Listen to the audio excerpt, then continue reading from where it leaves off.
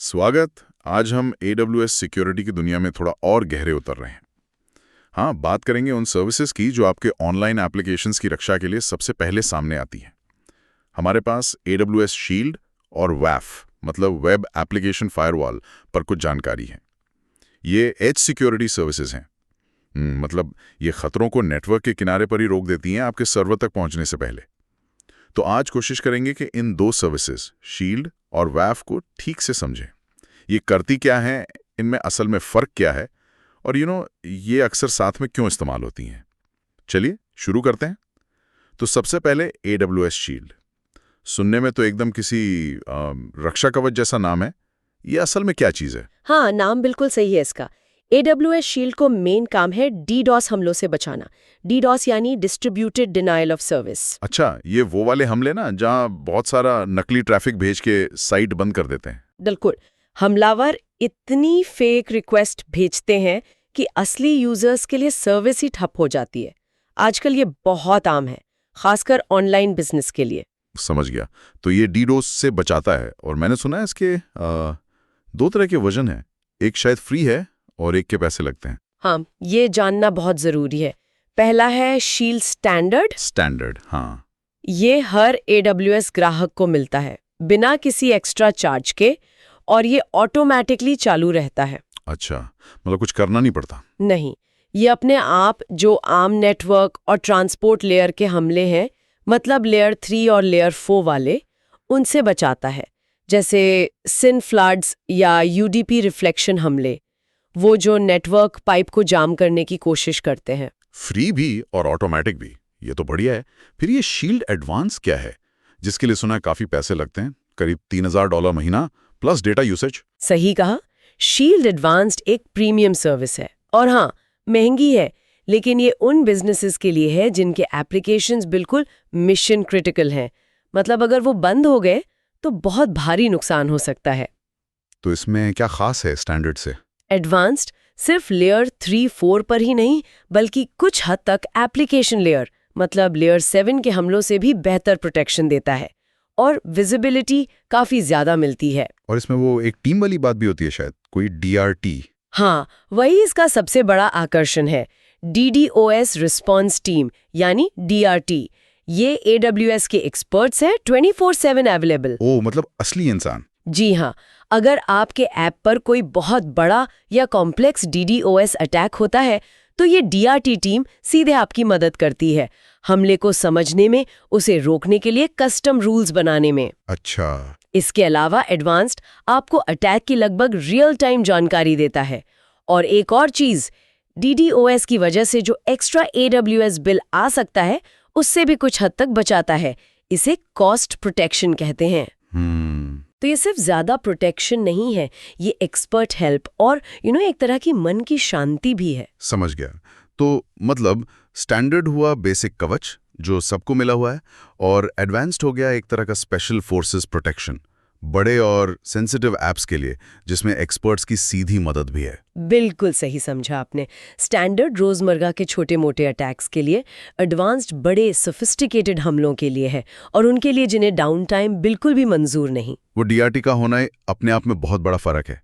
Attack के time expert advice मिलना वो बहुत कीमती हो सकता है। ठीक है, तो शील्ड का काम हो गया ट्रैफिक की बाढ़ रोकना, DDoS हमले। अब आते हैं WAF पर, वेब एप्लीकेशन फायरवॉल। इसका क्या रोल है, ये शील्ड से कैसे अलग हुआ फिर? देखिए, WAF का फोकस एकदम अलग है। शील्ड देखता है ट्रैफिक कितना आ रहा है, वॉल्यूम। WAF काम करता है एप्लीकेशन लेयर पर, लेयर 7 पर। लेयर 7 मतलब HTTP, HTTPS वाला लेवल। लॉजिक या उसके कोड में जो कमजोरियां हैं, उनका फायदा उठाने की कोशिश करते हैं। ये ट्रैफिक की बाढ़ नहीं देखता, ये ट्रैफिक के अंदर क्या है उसे देखता है। एप्लीकेशन लॉजिक पर हमले, मतलब जैसे कुछ उदाहरण देंगे? हाँ, बहुत आम उदाहरण है। पहला है SQL इंजेक्शन, SQLI जिसे कहते हैं। SQL इंजेक्शन, ये तो सुना है, डेटाबेस वाला चक्कर है शायद। बिल्कुल। इसमें हैकर आपके वेब फॉर्म या URL के जरिए ऐसी कमांड्स भेजता है जो आपके डेटाबेस को मैनिपुलेट कर सकें, डेटा चुरा सकें, बदल सकें या डिलीट ही कर दें। जैसे ई-कॉमर्स साइट पर कस्टमर डेटा या पेमेंट डिटेल्स। बाप रे, ये तो बहुत खतरनाक है। सीधा डेटाबेस पर अटैक। और क्या रोकता है WAF? दूसरा बड़ा खतरा है cross site scripting, XSS। XSS। हाँ, इसमें हमलावर आपकी वेबसाइट को इस्तेमाल करके दूसरे यूजर्स के ब्राउजर में अपनी मर्जी की स्क्रिप्ट चला देता है। मेरे ही यूजर्स के ब्राउजर में? हाँ, इससे वो उन यूजर्स के सेशन हाईजैक कर सकता है, उनकी लॉगिन जानकारी चुरा सकता है या उन्हें किसी नकली फिशिंग साइट पर भेज सकता है। WAF ऐसी खतरनाक स्क्रिप्ट्स को पहचानने और ब्लॉक करने में मदद करता है। SQL इंजेक्शंस, XSS, लिस्ट लंबी है क्या? हाँ, WAF और भी कई चीजें करता है।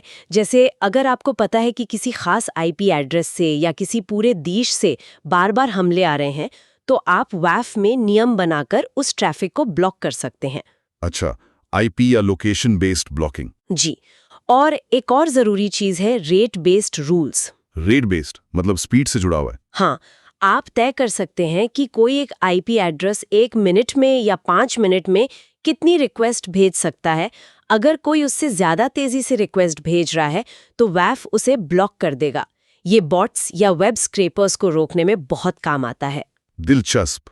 तो ये सब होता कैसे है? मतलब WAF को कैसे पता चलता है कि क्या ब्लॉक करना है? क्या हमें सिखाना पड़ता है? बिल्कुल, WAF का पूरा खेल रूल्स पर चलता है।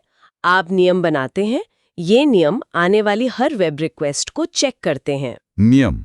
कैसे नियम? ये नियम कई चीजों पर आधारित हो सकते हैं, जैसे रिक्वेस्ट किस IP से आ रही है, रिक्वेस्ट के हेडर्स में क्या लिखा है, URL में क्या है, रिक्वेस्ट की बॉडी में कोई खतरनाक पैटर्न तो नहीं, रिक्वेस्ट का साइज कितना बड़ा है।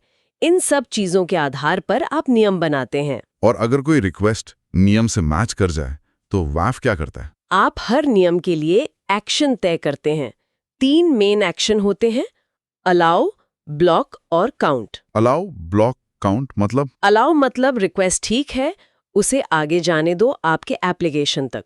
ब्लॉक मतलब रिक्वेस्ट खतरनाक है, उसे वहीं रोक दो, ऐप तक पहुंचने ही मत दो। और काउंट मतलब रिक्वेस्ट को जाने दो पर गिन लो। ये टेस्टिंग के लिए अच्छा है।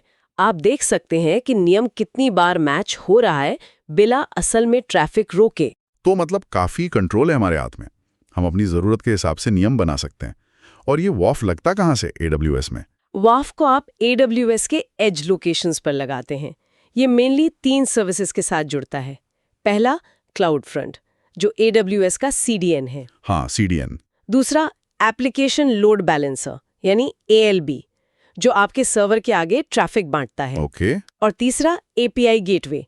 अगर आप APIs बना रहे हैं तो WAF उनको भी प्रोटेक्ट कर सकता है। तो ये एप्लीकेशन के काफी करीब काम करता है। हाँ, ये HTTPS HTTP ट्रैफिक को बहुत गहराई से समझता है और उन पैटर्न को पहचानता है जो बताते हैं कि कोई एप्लीकेशन की कमजोरी का फायदा उठाने की कोशिश कर रहा है।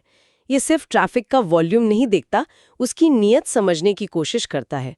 तो शील्ड और WAF दोनों का फोकस एकदम जुदा है। तो ऐसा लग रहा है कि ये दोनों एक दूसरे के बिना अधूरे हैं। मतलब अकेले शायद उतने असरदार न हो जितने साथ में। एक उदाहरण लेकर देखें। मान लिया हमारी एक ई-कॉमर्स वेबसाइट है AWS पर। हाँ, अच्छा उदाहरण है।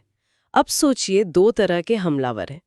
पहला ग्रुप क्या करता है, आपकी साइट को बंद करने के लिए उस पर लाखों फेक रिक्वेस्ट की बाढ़ ला देता है। ये क्या हुआ? ये तो DDoS अटैक हुआ। यहाँ तो शील्ड काम आएगा, है ना? अगर स्टैंडर्ड है तो बेसिक हमले रोकेगा, अगर एडवांस ले रखा है तो वो बड़े हमले संभालेगा, शायद DRT की मदद से। बिल्कुल, शील्ड उस ट्रैफिक की बाढ़ को सोख लेगा, ब्लॉक कर देगा, ताकि असली ग्राहक साइट यूज कर सके। ठीक है। अब आता है दूसरा हमलावर। वो ज्यादा शातिर है। वो बाढ़ नहीं लाता, वो चुपके से साइट के सर्च बार में या लॉगिन फॉर्म में SQL इंजेक्शन कोड डालने की कोशिश करता है। क्यों? ताकि ग्राहकों का क्रेडिट कार्ड डेटा चुरा सके। अब यहाँ शील्ड क्या करेगा? शायद कुछ नहीं, क्योंकि ट्रैफिक का वॉल्यूम तो ज्यादा है नहीं।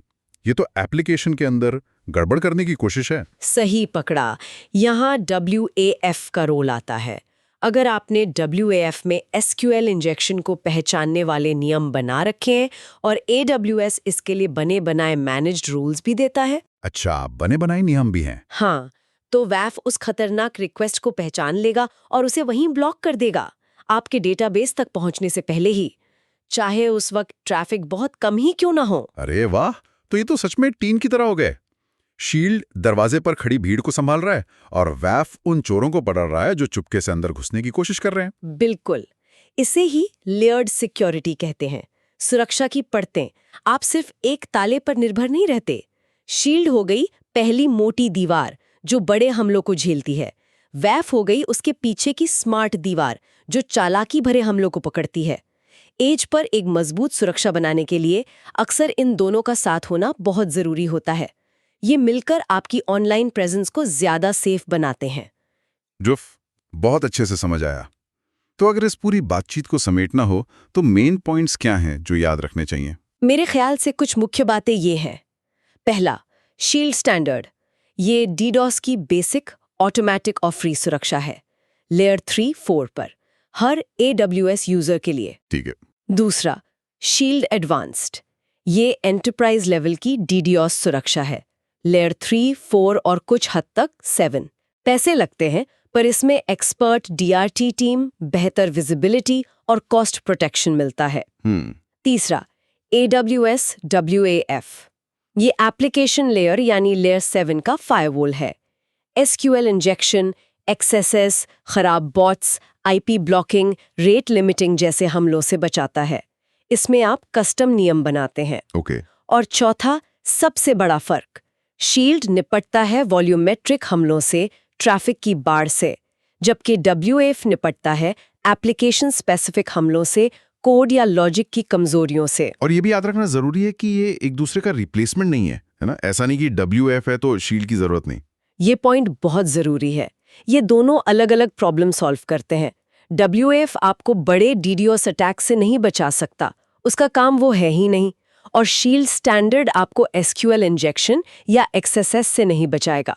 शील्ड एडवांस्ड में कुछ लेयर 7 की क्षमताएं हैं, पर WAF इस काम के लिए ज्यादा फोकस्ड और कस्टमाइजेबल है।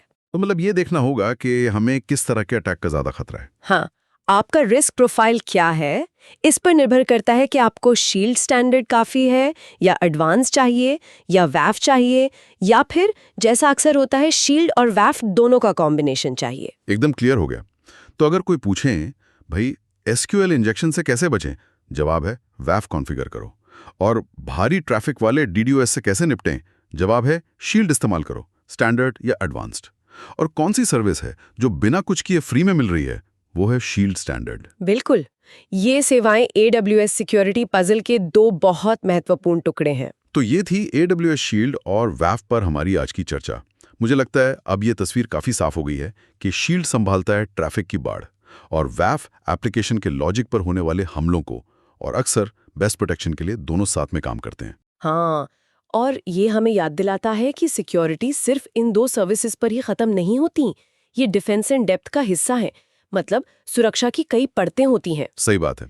एज पर प्रोटेक्शन के अलावा भी बहुत कुछ है, जैसे आपके नेटवर्क का आर्किटेक्चर कैसा है, सर्वर कितने सुरक्षित हैं, कोड लिखने के तरीके कितने सेफ हैं, आप रेगुलर अपग्रेड और पैचिंग करते हैं या नहीं, आइडेंटिटी और एक्सेस मैनेजमेंट कैसा है, और हाँ, अच्छी लॉगिंग और मॉनिटरिंग।